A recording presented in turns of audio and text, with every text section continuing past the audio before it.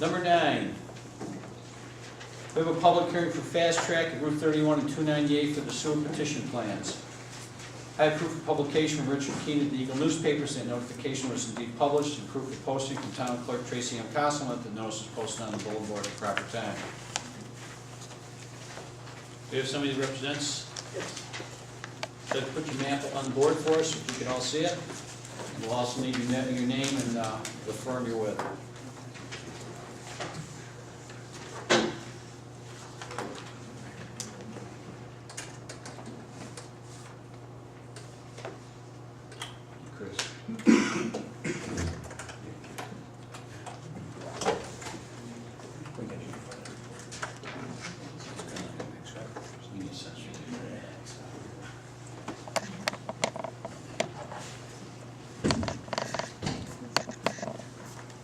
My name's Jeff Hillenbrand. I'm with Plumley Engineering, here representing the owner of the property located at the intersection of Route 31 and 298,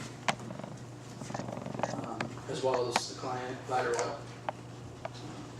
Proposing to extend the Lakeshore Sewer District with the installation of approximately 105 linear feet of 8-inch diameter sanitary sewer main, serve the existing Fastrac facility.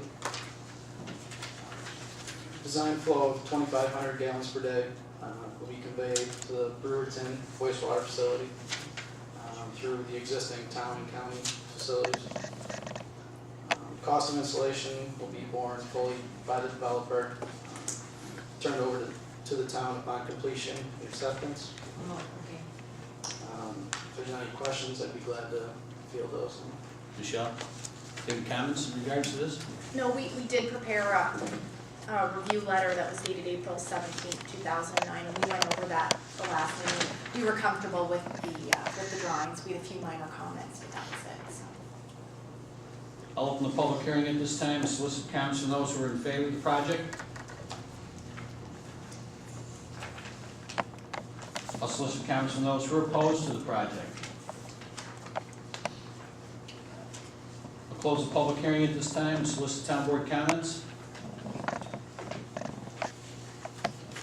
Comments from anyone? Well, I have no objection after reviewing all the sheets last time. Okay.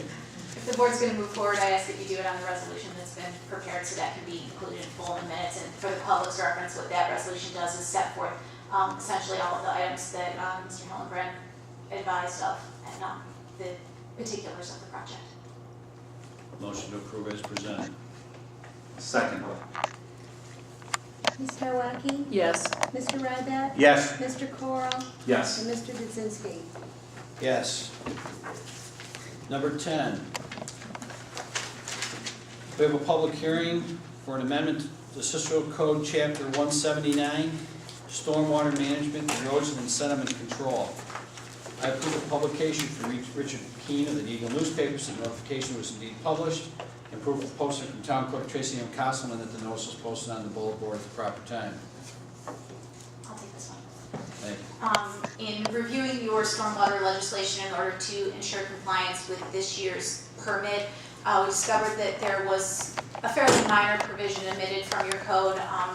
Basically, what that provision says is that the Town of Cicero Stormwater Management Officer is responsible for conducting inspections of stormwater management practices. All applicants are required to submit as-built plans for any stormwater management practices located on-site after final construction is completed. The plan must show the final design specifications for all stormwater management facilities and must be certified by a professional engineer. That's the main purpose for this public hearing, and there are a couple of very minor additions being made to the legislation as well. I'll open the public hearing at this time and solicit comments from those who are in favor. I'll solicit comments from those who are opposed. I'll close the public hearing at this time, solicit town board comments. Well, and thanks to O'Brien and Gear and the law firm for finding this stuff so it doesn't come back and bite us later. I'd like to make a motion, Bill. Motion to approve as presented to us. Second. Ms. Tarwacki? Yes. Mr. Ryback? Yes. Mr. Coral? Coral? Yes. Mr. Dudzinski? Yes. Number 11, Michelle? The board should have received a letter from our office dated May 6, 2009, and this relates to improvements that were done within the Hancock Airpark, sections A and B.